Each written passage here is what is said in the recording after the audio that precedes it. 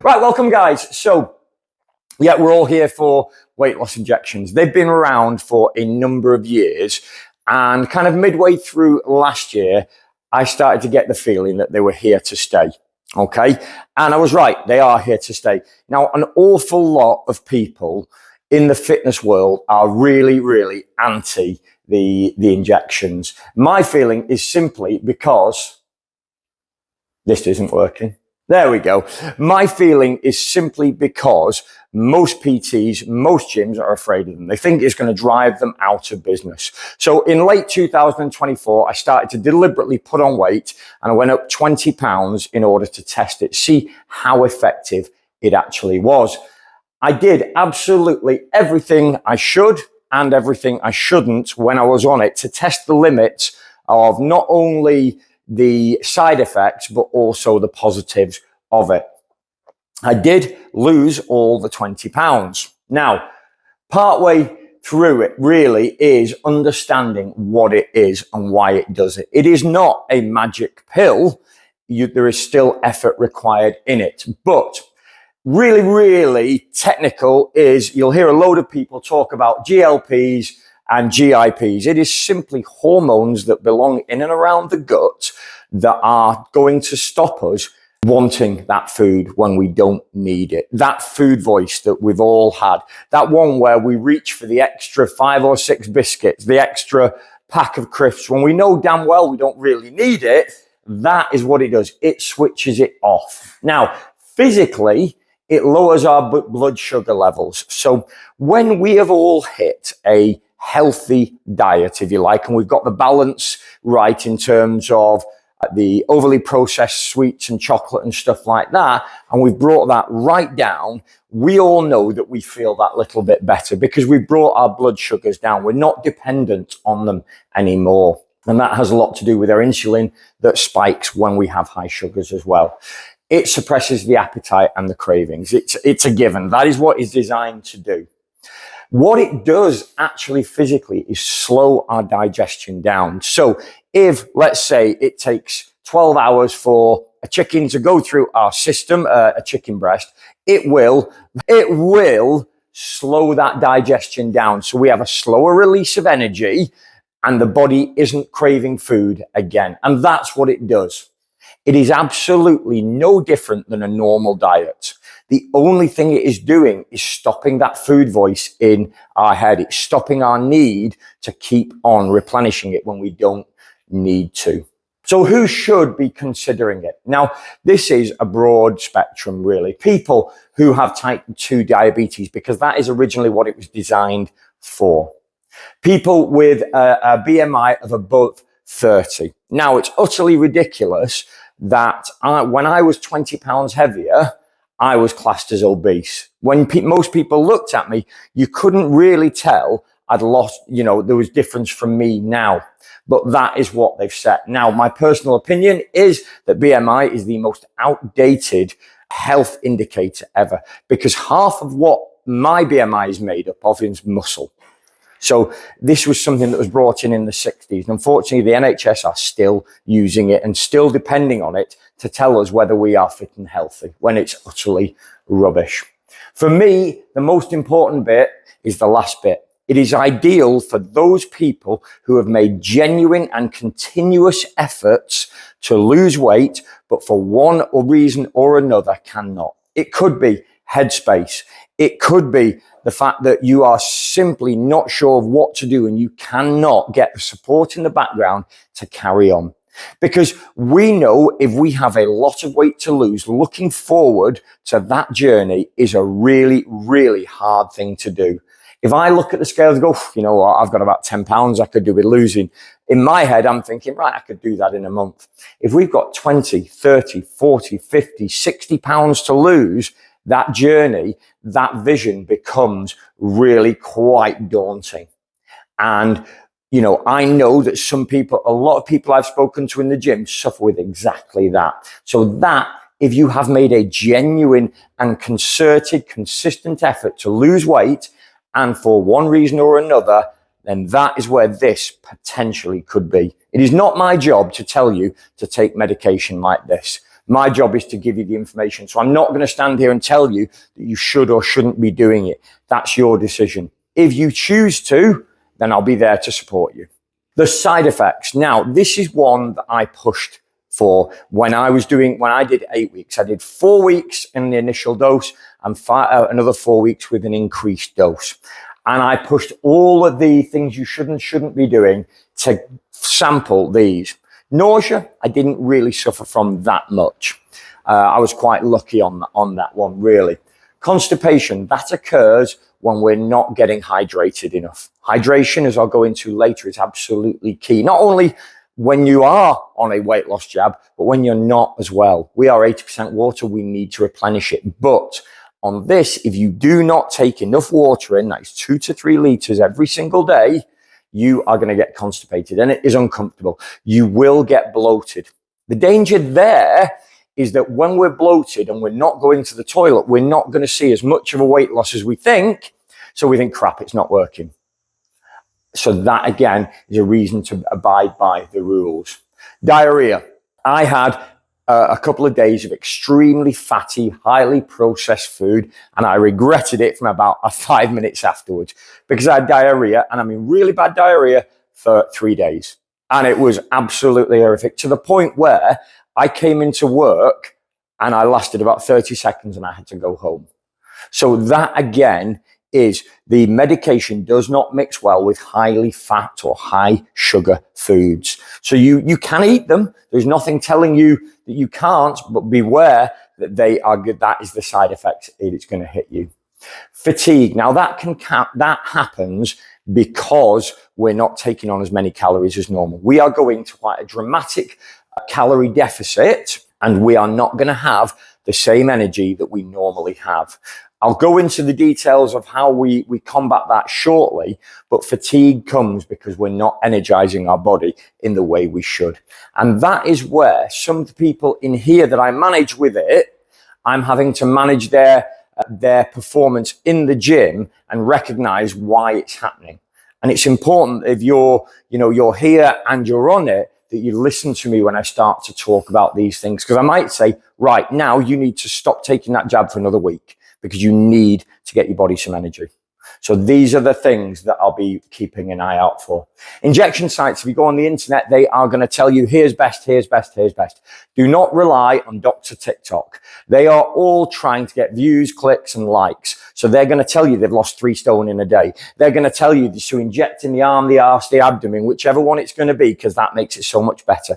There is absolutely no research that says which site is better. Do whichever is comfortable. I did it in my arm, I did it in my backside, I did it in my abdomen, I did it in my leg. There's absolutely no difference whatsoever, apart from the one in my arse hurt a little bit more.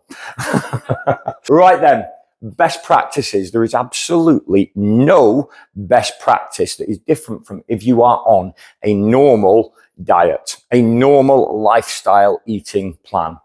High protein.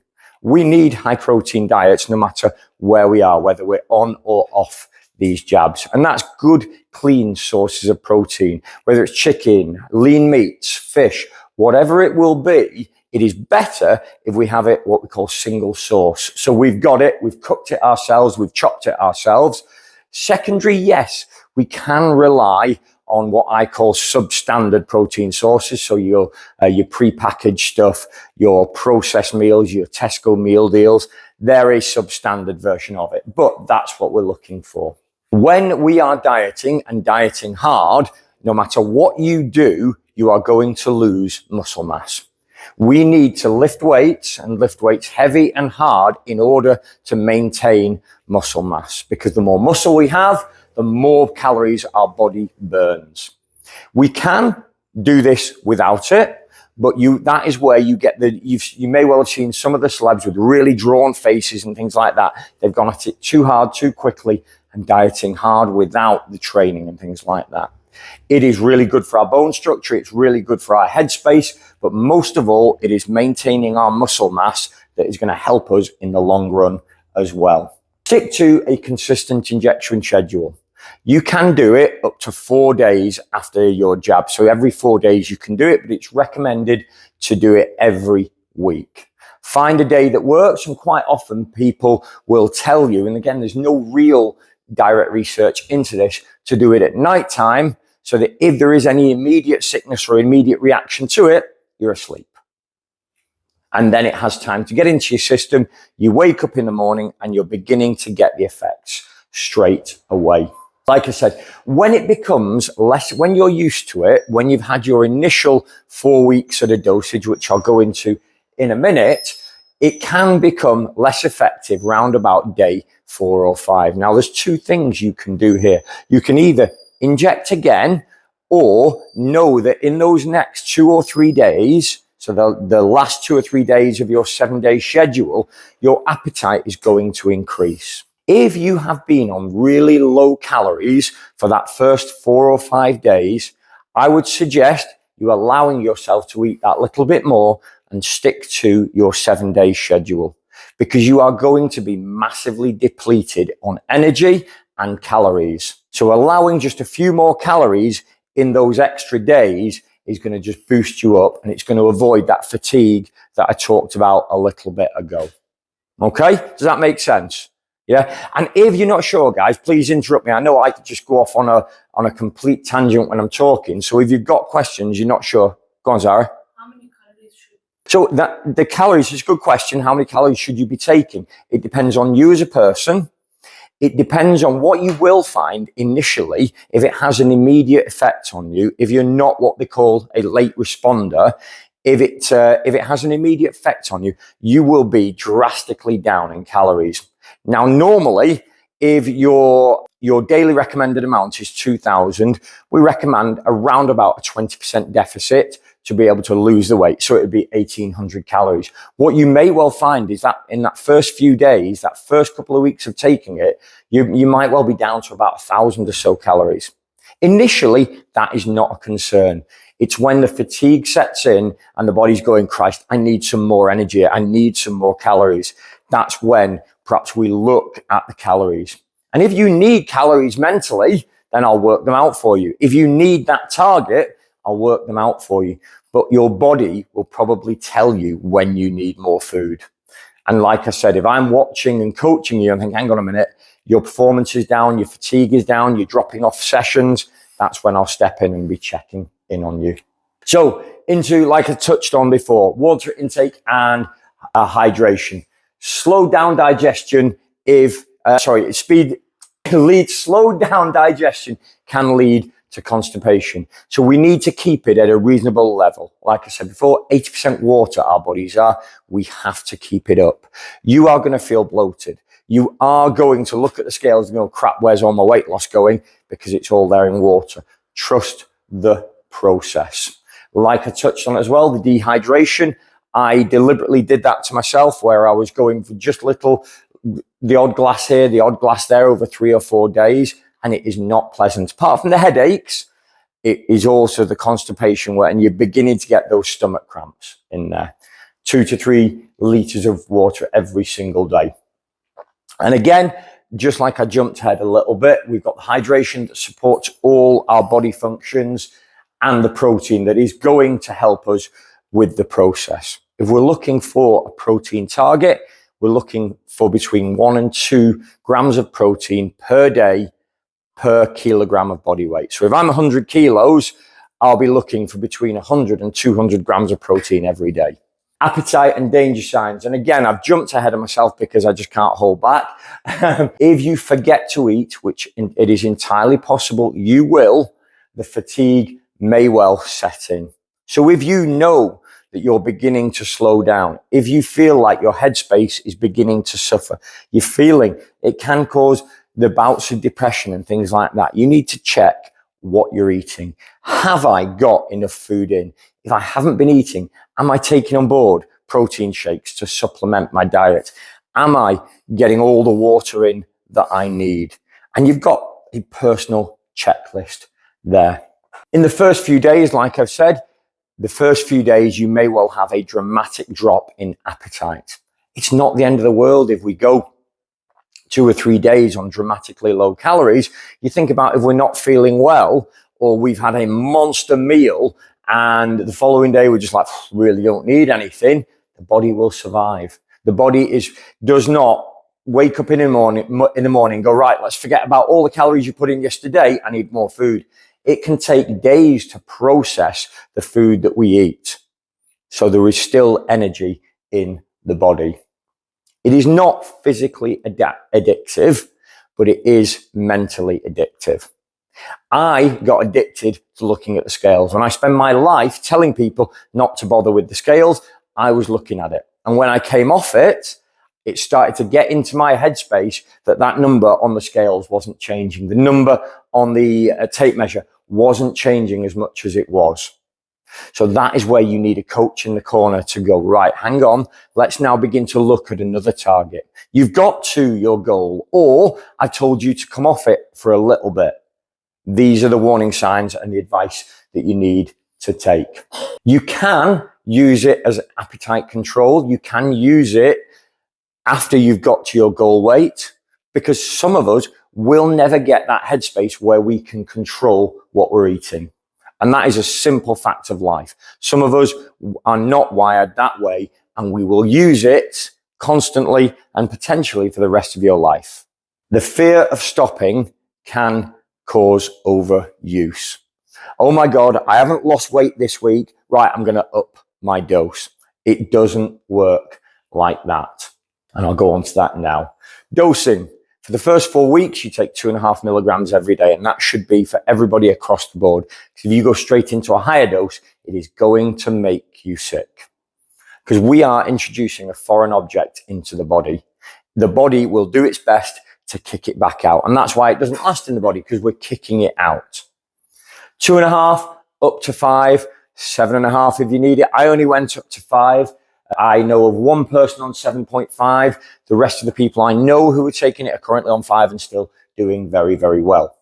More medication does not lead to more weight loss. This medication is designed simply to put you in a calorie deficit and keep you at that same calorie deficit. So you will lose the same amount of weight consistently over the weeks, over the months. The only reason you increase your dosage is if the appetite suppressant begins to fade. And you will know, because you'll begin to eat more. You'll begin to want the sweets, the chocolates and things like that.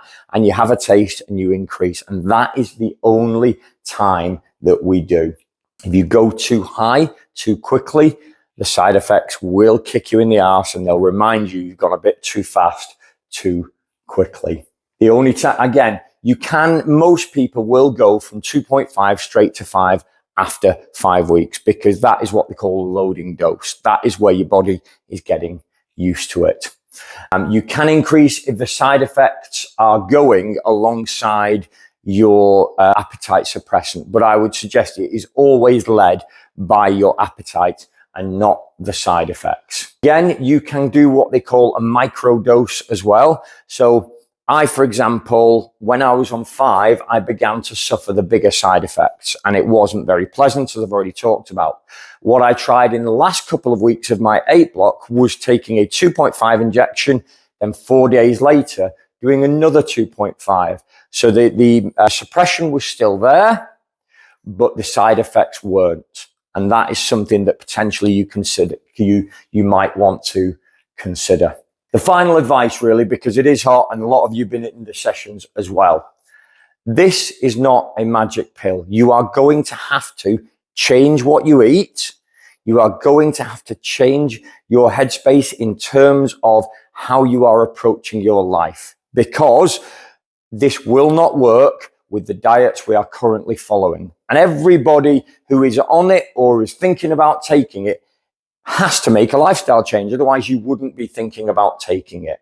That is what is going to give you the success, the strength training, the proper gym work. That is going to extend your results, going to make them so much better, not only mentally, but physically. Medical support. Don't just go off your own back and go and get it. Have a chat with a doctor. Have a chat with somebody who is qualified. And like I said, it's not my place to tell you whether you should or you shouldn't. But yeah, I would suggest you will always need to take that proper advice just to make sure that you can take it safely, because there are some conditions like type 1 diabetes that you shouldn't take it on. Long-term mindset and it is safe to use long term, or at least that is what the research is telling us at the moment.